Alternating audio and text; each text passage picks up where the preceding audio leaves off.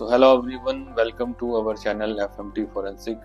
और आज हम बात करेंगे कि डेथ फॉर्म यानी कि medical certificate of cause of death को कैसे फिल करते हैं। मोस्टली लोग इसको गलत फिल करते हैं और मोस्टली लोग डेथ फॉर्म के अंदर कॉज ऑफ डेथ फिल करते हैं as a cardiopulmonary arrest या फिर कार्डिक अरेस्ट, जो कि गलत प्रैक्टिस है।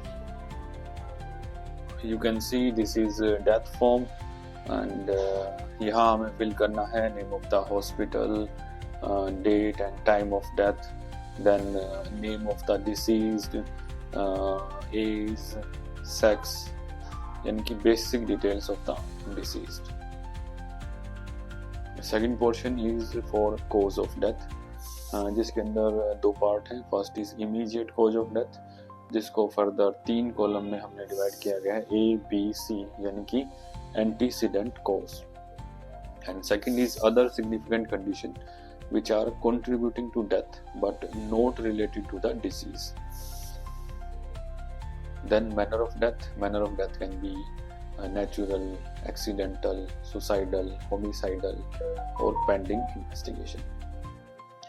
If deceased was a female, whether pregnancy was associated, was there a delivery, yes or no, and finally name of the doctor certifying the cause of death with signature and date of verification. So next is that receipt. आपको इस receipt को fill करना और patient के relative को hand over कर देना है।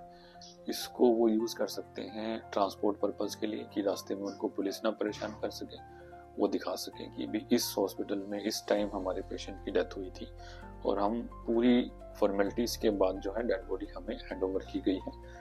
और दूसरा, इस रिसिप्ट को दिखा के वो डेथ बर्थ जो ऑफिस है वहां से अपना डेथ सर्टिफिकेट इशू करवा सकते हैं।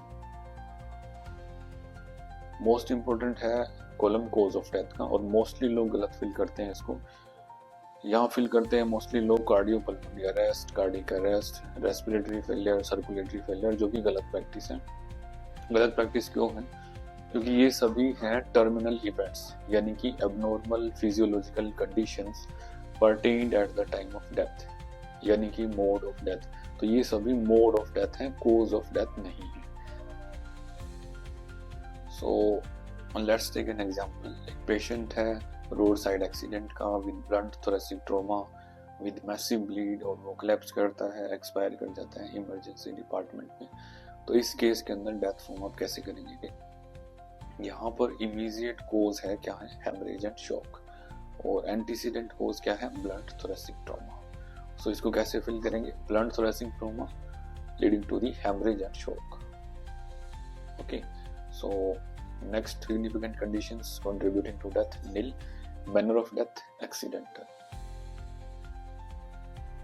अनदर एग्जांपल, एक पेशेंट है इंट्रासेरेब्रल हेमरेज का, जो कि नोन केस था हाइपरटेंशन का, 10 to 15 ईयर्स, आईसीयू के अंदर एक्सपायर कर जाता है। तो इस कंडीशन के अंदर हम डेथ फॉर्म कैसे फिल करेंगे? So immediate cause of death इस कंडीशन के अंदर है इंट्राक्रेनियल हेमरेज या इंट्रासेरेब्रल हेमरेज। और other significant condition contributing to death, that is hypertension. Same patient है इंट्राक्रेनियल हेमरेज का with history of hypertension since 10 to 15 years, और वो पेशेंट 1 वीक सरवाइव करता है आईसीयू के अंदर। आफ्टर दैट आईसीयू में ही वो पेशेंट डेवलप करता है निमोनिया, और उसके बाद पेशेंट की डेथ होती है। तो इस कंडीशन के अंदर कैसे हम फिल करेंगे डेथ फॉर्म? यहाँ पर कोज ऑफ डेथ यानी कि इमीडिएट कोज ऑफ डेथ हमारा क्या रहेगा? Bronco pneumonia. एंटीसीडेंट कोज हो गया इंट्रासेरेब्रल हेमरेज, और other condition contributing to death यानी कि हाइपरटेंशन। तो इस तरह से हम फिल कर सकते हैं डेथ फॉर्म को इसीलिए।